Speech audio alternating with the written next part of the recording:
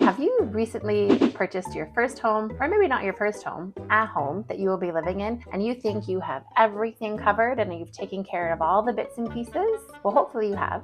But if not, in this really short and sweet video, I'm just going to cover 3 or 4 things that you should add to that list of things to take care of. Sometimes people forget and they seem small, but they can actually be really big things. Stay tuned, and here are my top 3 or 4 things that you should do either right after or right before you move into your new home.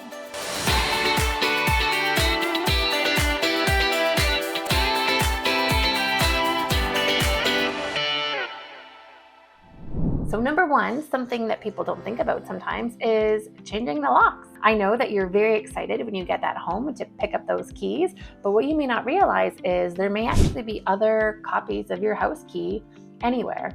A property management company could have a copy, a neighbor could have a copy, a trusted babysitter or person of the old owners might have a copy of a house key. I actually know clients who have never changed the locks on their house and nothing has happened, but I think I would go the better to be safe than sorry route.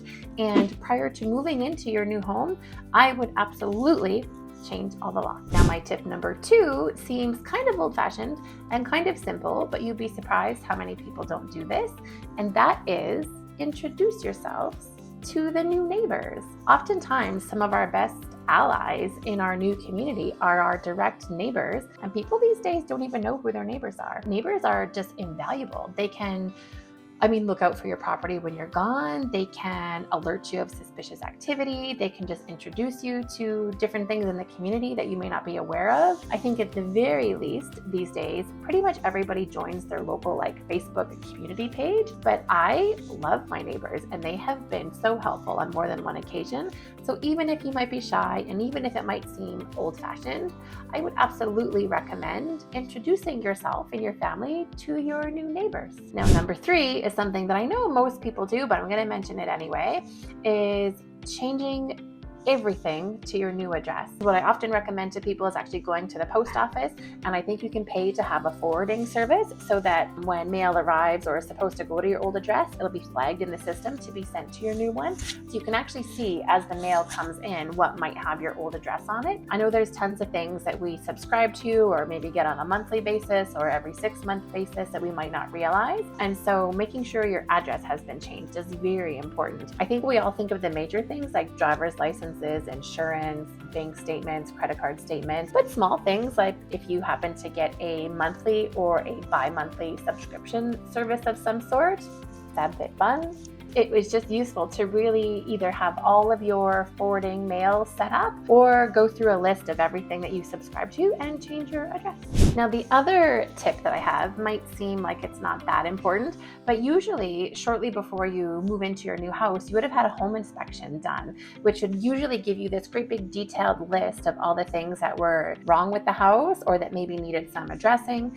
And in that home inspection can be some really valuable information about things like changing your furnace filter, cleaning your gutters.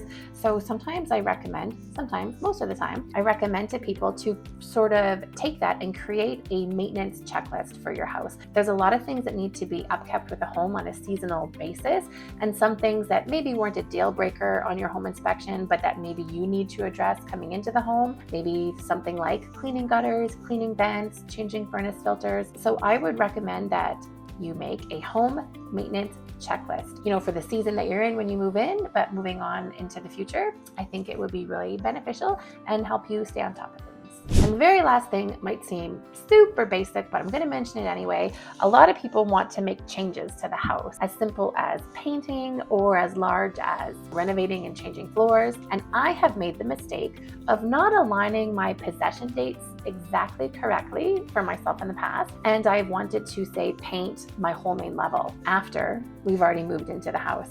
That can be really annoying. So sometimes I recommend people to have a possession date slightly sooner than when they have to give up their existing property, say, just by 5-7 days. That way you can take care of a few things such as painting or changing floors or doing some sort of simple or major renovation before you actually get the keys and move everything in. Otherwise, you might be living in your basement or in your master bedroom for a while you paint the main level. So really, those are my very quick, very simple tips about what to remember to do before you move in or shortly after you move in. So just to recap, changing the locks, meeting the neighbors, updating your address, creating a home maintenance checklist, and doing some small renovations before you move in, such as painting, just to essentially make your life easier. So those are just some little tips and tricks that I recommend to people, and I hope maybe you found them useful, or at the very least sparked you to remember to do something.